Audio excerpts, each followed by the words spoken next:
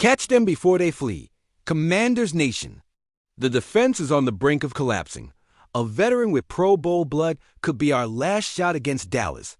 Or will we risk the season? Meanwhile, a locker room hero is preparing a silent farewell. And if you don't record his last dance, you'll regret IT. But WAIT, a monster buried for 7 years, just roared at minicamp. And what he did today, not even the Cowboys can stop him. This is more than football. It's live history. Subscribe now or live knowing you ignored the signal before the Burgundy earthquake. Like if you believe, comment if you fear. Because the future is decided today. Look, after losing Dante Fowler to the damn Cowboys, I'm telling you this, we need pass rush production like water in the desert. And now it turns out we have a chance to bring in ZA'DARIUS, a 10-year veteran who could be exactly what? We need to replace those 10.5 sacks that went to Dallas. But before you get too excited, let me tell you Smith's full story. This guy was selected by Baltimore in the 4th round of the 2015 draft, and during his 4 years with the Ravens, showed flashes of greatness, but was never consistent. He averaged just 4.5 sacks per season, and when his rookie contract ended, many thought he was a project that never materialized. But do you know what happened when he got to Green Bay? The guy went crazy. In 2019, his first season with the Packers, Smith exploded with 13.5 sacks and his first Pro Bowl. The following year, another 12 sacks. We're talking about a player who found his place in Mike Pettini's system and became one of the most feared pass rushers in the NFC. And do you know why I like this possibility so much? Because Smith isn't just a typical speed rusher. At 32 years old, he weighs 275 pounds and can play multiple positions on the defensive line. Dan Quinn needs that versatility for his defense system, especially when we want to generate pressure from different angles. Now, I know what you're thinking. Marcus, the guy isn't the same since he left Green Bay. And you're right. His last 2 seasons with Cleveland and Detroit weren't spectacular. But here's the thing. Smith never had the ideal situation after the Packers. Cleveland was a total disaster, and Detroit mainly used him in rotation. Do you remember when we brought in Dante Fowler? Everyone said he was a bust, that Atlanta had discarded him for a reason. And look what happened. 10.5 sacks in his first full season with us. Sometimes a veteran player just needs the right environment to rediscover his fire. And speaking of environment, do you think Smith will be motivated playing alongside players like Montez Sweat and Dorrance Armstrong? Because I believe that when you have a defensive line with real talent, everyone benefits. Smith could be the perfect complement to generate that constant pressure we need. Adam Peters is being smart with the salary cap. Smith is available because he didn't find the contract. He wanted in March, and we have approximately $15 million in cap space. We could offer him a 1-year deal for $8 to $10 million with performance incentives, and that would give us flexibility for the future while improving immediately. But here comes the most interesting part. Does Smith still have the hunger for glory? Because having talent is one thing, and having the motivation to give it all for a team building something special is another. I believe that if he comes to Washington, he will have something to prove. At 32, this is probably his last real contract in the NFL. And if he wants to end his career on a high note, there's no better place than a young team with Super Bowl aspirations. And do you know what else I like? That Smith has playoff experience. He has played in key moments, faced the best quarterbacks, and knows what it takes to win when it matters. That experience could be invaluable for our young players. Do you? Think we should bet on Smith or instead develop our young players like Travon Walker and Casey Toohill? If that surprises you, wait to hear this, because what's coming will touch much deeper chords in the hearts of Commanders fans. Now I ask you this. How do you feel knowing we are probably witnessing Zach Ertz's last season in Washington? Because look, this man came here when many thought he was done, and proved to us that the burgundy and gold heart can rejuvenate anyone.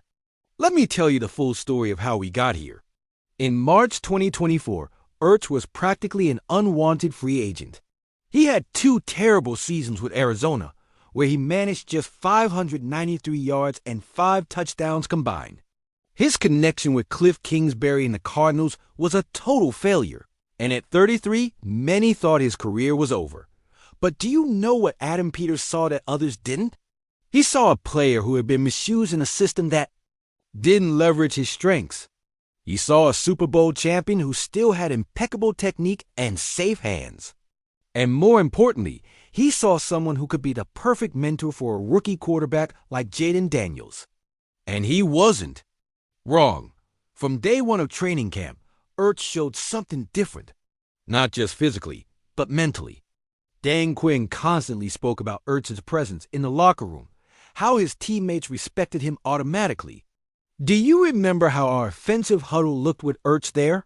There was a calm, a confidence we hadn't seen in years. After years of watching this team suffer in the tight end position, Ertz gave us exactly what we needed: 66 receptions, 654 yards, and 7 touchdowns. And it's not just the stats, it's how he connected with Jayden Daniels, how he embraced Dan Quinn's culture, how he became a leader when we needed it most. But do you remember the specific moments where Ertz saved us? That 23-yard reception against Philadelphia on 4th down that kept the winning drive alive. Those 2 touchdowns against Dallas that gave us the divisional lead. The 31-yard catch against Tampa Bay in the playoffs that put the game in our hands. This guy stepped up in the most important moments. And do you know what's crazier? That Ertz finished 17th in the voting for Comeback Player of the Year. 17th. A guy who resurrected his career at 34, who was instrumental in leading a rookie team to the playoffs, and only finished 17th. But I think that tells us everything about the kind of season he had. But do you think, at 35, he can maintain this level? I'm telling you this, Father Time is undefeated, and as incredible as Ertz's season was, the reality is we need Ben Sinnott to be ready to take the reins. Sinnott was our 2nd-round pick in 2024, and if he's not prepared to be the future, then we have a serious problem. Sinnott had only 12 receptions for 85 yards in his rookie season.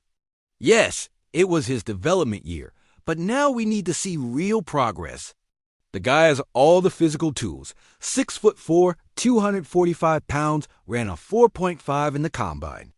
Kansas State mainly used him as a blocker, but his ceiling as a receiver is high. And John Bates? Look, Bates is a solid blocker, but he will never be the receiving threat we need. In 4 seasons, his best has been 20 receptions.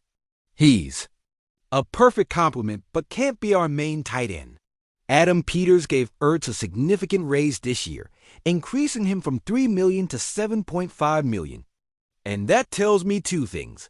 First, they greatly value what he did in 2024. And second, it's probably his farewell gift.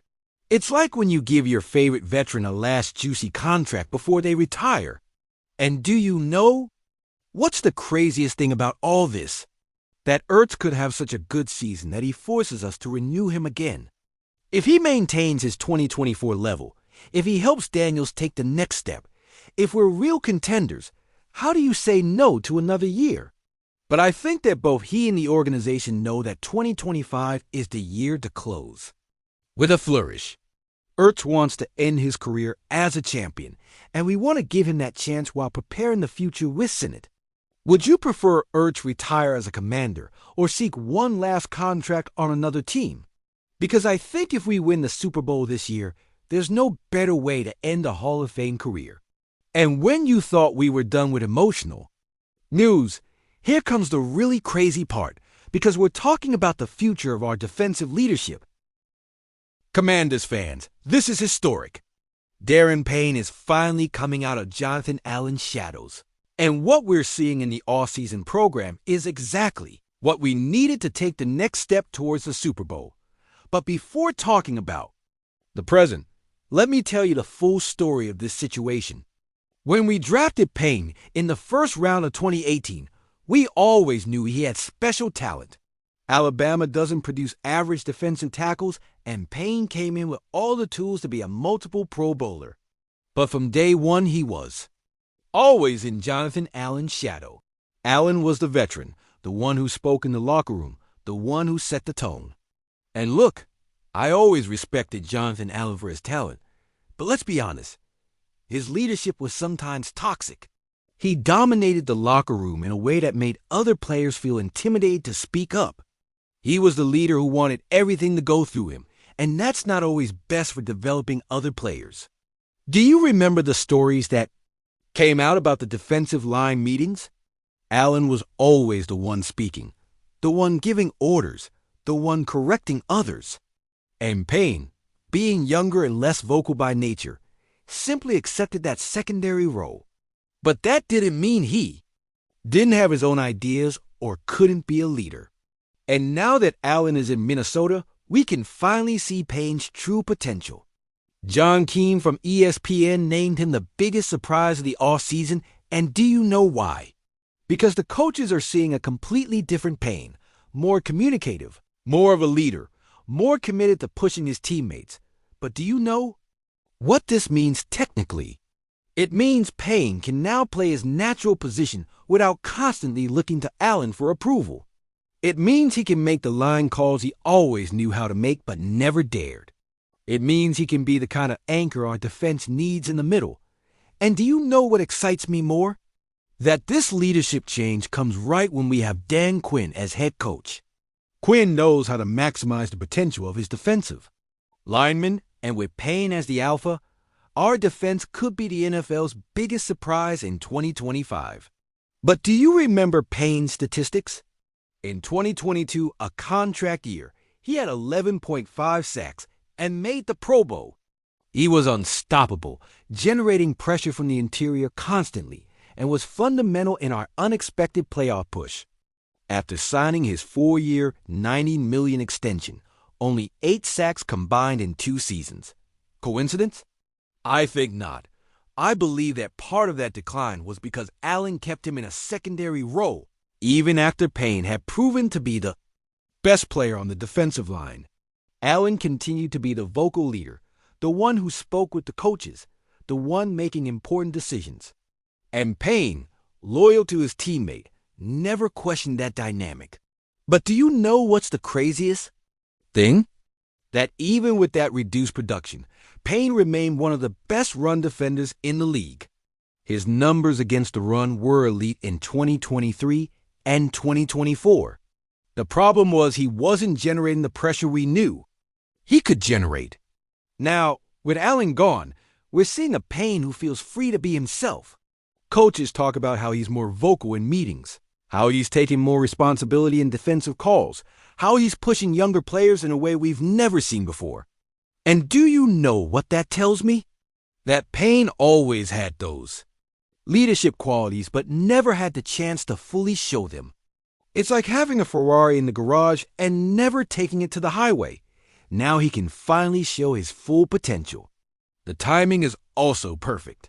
We have young players like Za'Darius Mathis, John Ridgeway, and rookies to come in the draft. They need a veteran to guide them, teach them not just techniques, but also how to be professionals in this league.